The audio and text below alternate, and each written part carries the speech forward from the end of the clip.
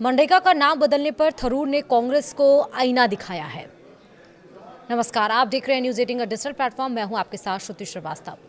केंद्र सरकार द्वारा मनरेगा योजना का नाम बदलने के प्रस्ताव और नए GRMG बिल को लेकर सियासी घमासान मचा हुआ है। कांग्रेस पार्टी इसका विरोध कर रही है और इसे गांधी का अपमान बता रही है।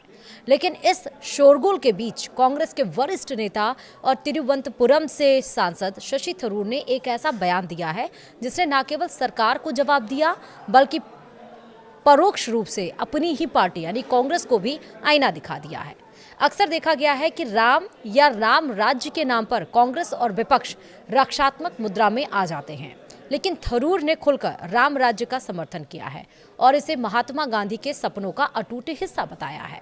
इतना ही नहीं, उन्होंने सरकार को भी नसीहत दी। शशि थरूर ने सोशल साइट एक्स पर कहा, राम से परहेज करना गांधीवाद नहीं। उन्होंने तर्क दिया कि महात्मा गांधी के लिए राम राज्य और ग्राम स्वराज कभी भी विरोधी विचार नहीं थे। थरूर ने ट्वीट किया, सरकार के प्रस्तावित नए GRMG बिल में मनरेगा का नाम बदलने को लेकर विवाद दुर्भाग्यपूर्ण है। ग्राम स्वराज की अवधारणा और राम राज्य का आदर्श कभी भी प्रतिस्पर्धी ताकतें नहीं थी। वे गांधी जी की चेतना के दो पिलर्स थे।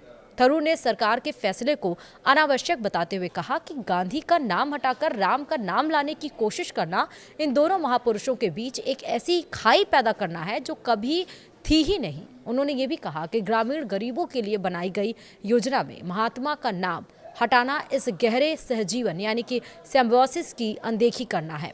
उनकी यानी कि गांधी जी की अंतिम सांस राम का वसीयतनामा थी। आइए हम एक ऐसा विभाजन पैदा करके उनकी विरासत का अपमान ना करें जो कभी अस्तित्व में था ही नहीं। वहीं शशि थरूर का यह बयान राजनीतिक गलियारों में चर्चा का विषय बन गया है। विश्लेषज्ञों का मानना है कि थरूर ने अपनी पार्टी को यह समझाने की कोशिश की है कि राम राज्य शब्द पर बीजेपी का एकाधिकार नहीं है। जहां कांग्रेस के कई नेता राम के नाम से जुड़ी योजनाओं पर सीधे हमले से बचते हैं या उसे सांप्रदायिक चश्मे से देखने की गलती करते हैं, थरूर ने याद दिलाया है कि राम राज्य तो खुद बापू का सपना था। थरूर ने स्पष्ट किया कि योजना का नाम बदलना जरूरी नहीं है क्योंकि पिछले 20 सालों से यह नाम लोगों की जुबान पर है। उन्होंने ये भी कहा कि आप योजना की शर्तों को बदल सकते हैं, यह सरकार का विशेषाधिकार है, लेकिन नाम बदलना अनावश्यक है।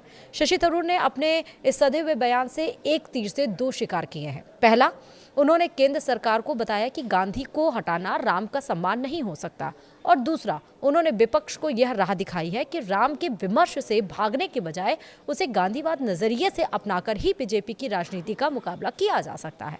अब देखना यह होगा कि कांग्रेस अपने इस विद्वान नेता की नसीहत को कितना गंभीरता से लेती है, क्योंकि इसी विद्वान नेता ने शशि थरूर ने अभी केरल में जब BMC निकाय चुनाव हुआ जहां बीजेपी ने अच्छी खासी जीत हासिल की, उसमें शशि थरूर ने यह कहा तंत्र की यही खूबसूरती है और अच्छा प्रदर्शन बीजेपी ने किया है। वहीं इसके पहले आपने देखा कि कई बार उन्होंने स्टेटमेंट दिए हैं जिसको लेकर शशि थरूर काफी ज्यादा विवादों में आ गए हैं। लेकिन अब मनरेगा का नाम बदलकर जो ये बात उन्होंने कही है, देखना होगा कि कांग्रेस इस नसीहत को कितनी गंभीरता से लेती है।